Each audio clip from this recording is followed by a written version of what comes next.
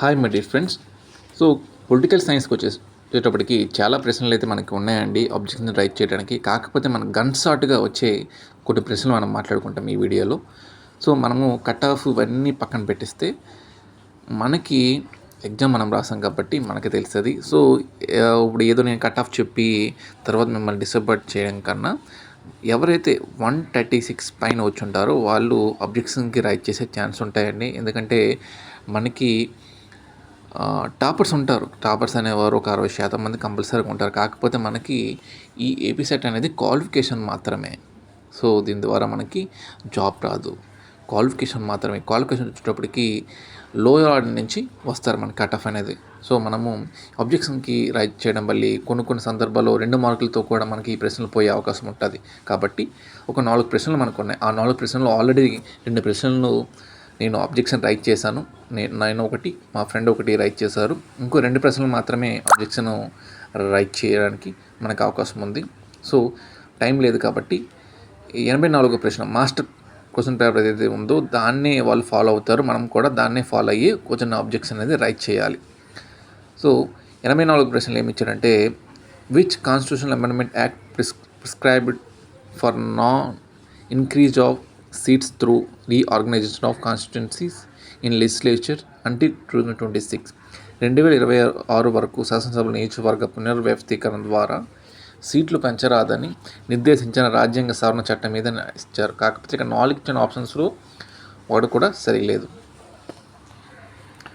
So 93వ ప్రశ్న చూస్తే మనకి, which constitute the electoral college for electing president of India. భారత రాష్ట్రపతి ఎంచుకునే ఎలక్టోరల్ కాలేజీలో ఎవరెవరు సభ్యులు ఇచ్చారు మనకి.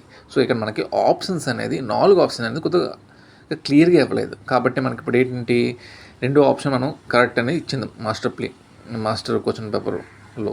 సో కాకపోతే ఇక్కడ ఏంటంటే ఇచ్చిన 4 ఆప్షన్స్ రైటే. ఎందుకు రైట్ సార్ అంటే, మనకి elected members of Lok Sabha okay, elected members of Rajya Sabha okay, elected members of state legislative assemblies okay, మరి members of assemblies of union territories. So కేంద్ర పాలిత ప్రాంతాల్లో ఓన్లీ విధానసభే ఉంటుంది, విధాన పరిషత్ ఉండదు. కాబట్టి అక్కడ మెంబర్స్ అంటే ఎవరు వస్తారు, ఎంపీస్ ఎమ్మెల్యేసే వస్తారు. సో పుదుచ్చేరి, ఢిల్లీలో ఎమ్మెల్యేలే ఉంటారు. కాబట్టి దీనికి మనము ఆబ్జెక్షన్ రైట్ చేయవచ్చు.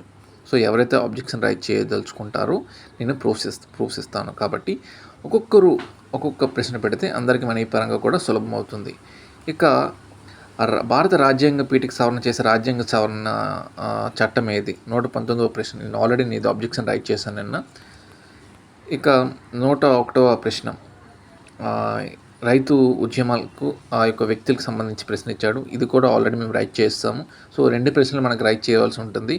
అందులో ఈ 84వ ప్రశ్న ఒకటి, 93వ ప్రశ్న ఒకటి. సో ఆబ్జెక్షన్ రైట్ చేయాలని చాలామంది కన్ఫ్యూజ్ అవుతున్నారు. సో ఇక్కడ ఏమీ లేదండి, మనకు మాస్టర్ క్వశ్చన్ పేపర్ ఉంది కదా, ఆ ఐడిని కాపీ చేసుకోండి. ఆ కాపీ చేసుకున్నది మీరు ఆబ్జెక్షన్కి క్లిక్ చేసిన తర్వాత మీ యొక్క లాగిన్ డీటెయిల్స్ అయిన తర్వాత ఇలా వస్తుంది పేజ్. సో క్వశ్చన్ ఐడి మీరు పెడతారు. తర్వాత ఇక్కడ ఏంటి, 2026కి సంబంధించి 84వ రాజ్యాంగ సవరణ ఏంటి ఉంది అక్కడ ఇది ఆప్షన్స్ ఏవి కరెక్ట్ లేవు. So no correct answer in the given options అని మనం క్లిక్ చేసుకోవాలి.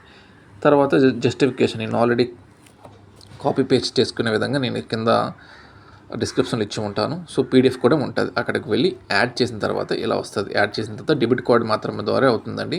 సో డెబిట్ కార్డుకి 23 రూపాయలు ఛార్జ్ చేశారు. నాకు మళ్ళీ 223 రూపాయలు తీసుకున్నాడు ఒక ప్రశ్నకి. సో అది మీకు ఒక ప్రూఫ్స్ అన్నీ నేను డిస్క్రిప్షన్లో పెడతాను. జై హింద్.